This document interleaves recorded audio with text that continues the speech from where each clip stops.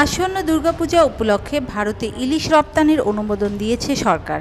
আজ শনিবার বাণিজ্য মন্ত্রণালয়ের জারি করা এক আদেশ থেকে এ তথ্য জানা গেছে।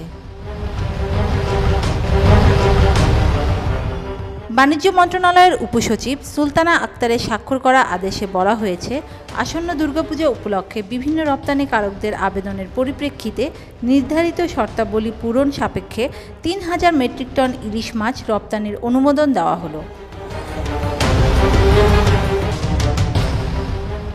আদেশে বলা হয়েছে, যারা ইলিশ রপ্তানি করতে চান তাদের আগামী ২৪শে সেপ্টেম্বর বেলা ১২টার মধ্যে বাণিজ্য মন্ত্রণালয় বরাবর আবেদন করতে বলা হয়েছে। উল্লেখিত তারিখের পর আবেদন গ্রহণযোগ্য হবে না। আর যারা আগেই আবেদন করেছেন তাদের নতুন করে আবেদন করার প্রয়োজন নেই। গত বছর দুর্গাপূজা উপলক্ষে ভারতে ৩,৯৫০ মেট্রিক টন ইলিশ রপ্তানির অনুমতি দিয়েছিল বাণিজ্য মন্ত্রণালয়। Desk news, media express.